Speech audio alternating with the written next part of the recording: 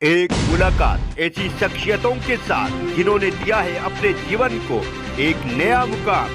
रूबरू कराएंगे ऐसी कुछ हस्तियों के साथ एक खास शख्सियत के साथ मुलाकात जयदेव पटेल के साथ नंबर 1 इंडिया न्यूज पर। नमस्कार व्यूअर्स, मैं जयदेव पटेल और आप देख रहे हैं नंबर 1 इंडिया न्यूज। आपका एक बार फिर स्वागत है एक खास शख्सियत के साथ मुलाकात प्रोग्राम में। आज हम बात करेंगे G20 की बैठक इस बार दिल्ली में आयोजित हो रही है, जिसमें सारे देशों के प्रमुख राष्ट्र के दिल्ली पहुंचने वाले हैं। ये कितना गौरवान्वित वाला पल रहेगा। और इसी के साथ साथ ऋषि सुनक का एक बयान सामने आया G20 की बैठक से पहले। उन्होंने कहा कि उनकी सरजमी का इस्तेमाल भारत की विरोधी ताकतों के लिए नहीं किया जाएगा या फिर नहीं करने देंगे। और सबसे बड़ा प्रमुख एक बयान आया आरएसएस प्रमुख मोहन भागवत जी का। उन्होंने कहा कि देश अखंड भारत की तरफ आगे बढ़ रहा है। इन्हीं तमाम मुद्दों पर बात करने के लिए हमारे साथ खास मेहमान है भारत सरकार में आवास और शहरी मंत्रालय के राज्य मंत्री कौशल किशोर जी, आपका बहुत बहुत स्वागत है आज हमारे प्रोग्राम में। धन्यवाद जी। कौशल किशोर जी, आपसे हमारा पहला सवाल है कि G20 की अध्यक्षता भारत कर रहा है और ऐसे में प्रमुख राष्ट्रों के जो है इस समय भारत आ रहे हैं, ये कितना गौरवान्वित वाला पल है, इसे आप कैसे देखते हैं? देखिए, ये भारत का दुनिया में तेजी से उदय हो रहा है। विकसित भारत बनाने में, आत्मनिर्भर भारत बनाने में प्रधानमंत्री आदरणीय नरेंद्र मोदी जी के नेतृत्व G20 में जिस तरीके से भारत ने अध्यक्षता की है आदरणीय प्रधानमंत्री जी के नेतृत्व में, पूरे देश में विभिन्न प्रदेशों में ये कार्यक्रम आयोजित किए गए G20 के, जिससे चाहे वो कश्मीर में हो और चाहे वो अहमदाबाद में हो और चाहे अब दिल्ली में ये कार्यक्रम हो रहा हो G20 जी। पूरे देश में एक लहर फैल गई है और पूरे देश के लोग G20 का माने भी जान गए कि G20 का माने क्या है, कितना आगे भारत बढ़ रहा है। आदरणीय प्रधानमंत्री नरेंद्र मोदी जी के नेतृत्व में G20 से जुड़े हुए देशों के अलावा पूरी दुनिया को एक विकसित भारत, आत्मनिर्भर भारत बनाने की तरफ मोदी जी के नेतृत्व में जितनी ज्यादा प्रयास किए जा रहे हैं, वो सारी चीजें निखर करके पूरी दुनिया के सामने आ गई।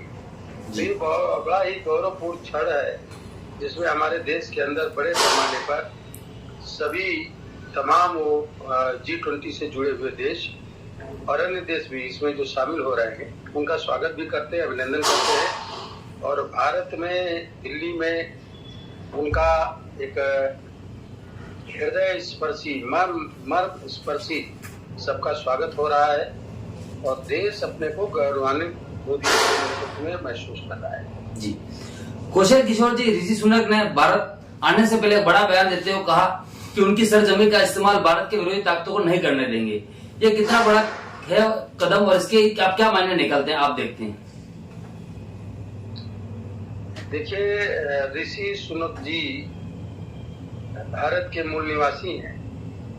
उनके जो पैतृक हैं वो भारत के रहने वाले हैं और इसीलिए उन्होंने गीता और रामायण की बात भी करते रहते हैं और भारत माता की जय भी बोलते हैं। सबसे बड़ी बात यह है कि उनका देश से लगाव है और उन्होंने कहा भी कि भारत जा रहा हूं, मैं अपने देश जा रहा हूं, मैं अपनों के यहाँ जा रहा हूं। निश्चित तरीके से उनका ये बयान पूरी दुनिया को सबक सिखाने वाला बयान है, पूरी दुनिया को संदेश देने वाला बयान है कि किसी कीमत पर भी जब कभी अंग्रेज इंग्लैंड जो भारत पे कब्जा किया था देश की आजादी के बाद, अब उसी इंग्लैंड में एक भारत के मूल निवासी व्यक्ति का वहां पर पूरी तरीके से शासन सत्ता उनके हाथ में है।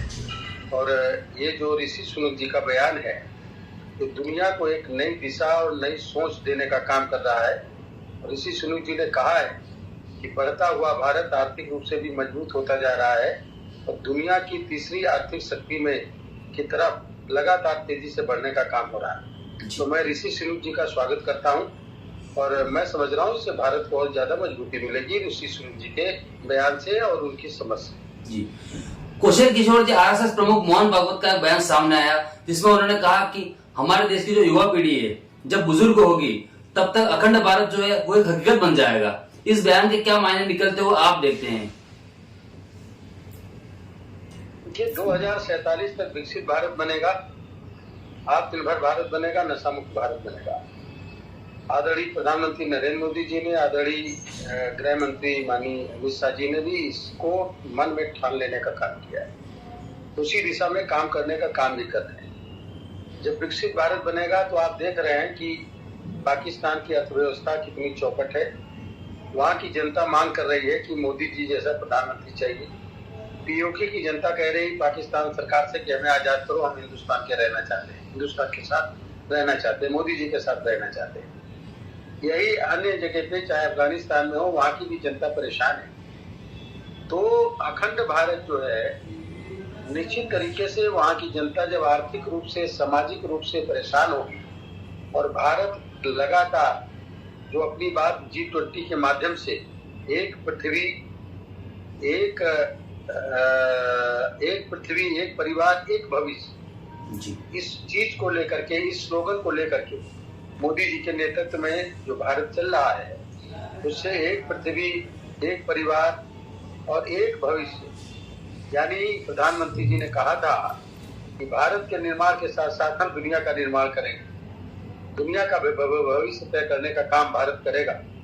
तो जिन लोग आर्थिक रूप से कमजोर हैं, वो निश्चित तरीके से मोहन भागवत जी की जो बात है वो सत्यता बिल्कुल सत्य है कि आने वाले समय में जो आज की नौजवान पीढ़ी जब बुजुर्ग हो रही होगी 2047 तक, तब तक के तमाम देश हमारे देश की तरफ देख रहे होंगे और आर्थिक रूप, सामाजिक रूप से पीड़ित और प्रताड़ित दूसरे कंट्री के लोग वो डिमांड करेंगे हिंदुस्तान के साथ रहने की, और आज भी भारत के साथ रहने की बात कर रहे हैं। इसलिए आदरणीय मोहन भागवत जी की बात पूर्णतः सत्य है और वो सही साबित होने का काम भी करेंगे। जी, क्वेश्चन किशोर जी, आपसे मेरा एक क्लोजिंग क्वेश्चन है कि मुंबई में इंडिया गठबंधन की जो बैठक हुई, उसके अंदर कहीं न कहीं सनातन धर्म के खिलाफ एक तरीके से कहें कि प्रहार करने का काम किया गया, जिसमें पहले उदयनिधि ने एक बयान दिया, उदयनिधि स्टालिन का बयान सामने, जिसमें उन्होंने डेंगू और मलेरिया से सनातन धर्म की तुलना कर दी। उसके बाद एक बयान और सामने आया ए राजा का,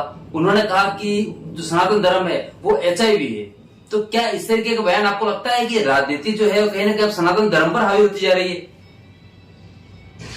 देखिए, ये लोगों के पास और कोई बात नहीं रहेगी, इसलिए उल्टे सीधे बयान देते। सनातन धर्म की एक परंपरा है, सनातन परंपरा है। जैसे कि हिंदू धर्म में सनातन परंपरा के अनुसार जब गया करने जाते हैं, बगैर सिले कपड़े पहनते हैं और अपना सर मुंडवाते हैं जी।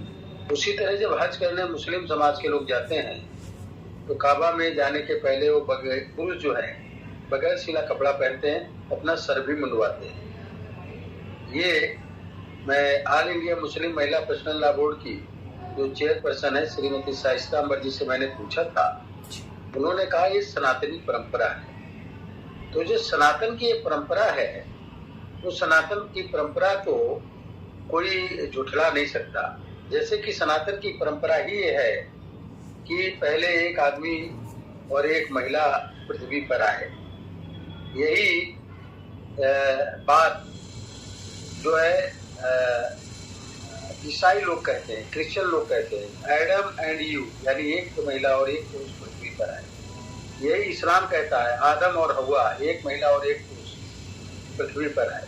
ये सनातनी परंपरा को मानने वाले लोग हैं और सनातनी परंपरा का ये वर्णन करने वाले लोग। इसलिए जो लोग भी सनातनी परंपरा पर, सनातन धर्म पर हमला करने का काम कर रहे हैं, उनको मिटाने की बात कर रहे हैं, वो मिट नहीं सकता, बल्कि जो मिटाने की बात कर रहे हैं वो खुद मिट जाने का काम करेंगे निश्चित तरीके से, क्योंकि उनकी सोच में खोट है और सोच में खोट रखने वाले लोगों की सोच ज्यादा दिन तक आगे चलती नहीं। जी, क्वेश्चन किशोर जी, आपने हमारे लिए समय निकाला, उसके लिए आपको बहुत बहुत धन्यवाद।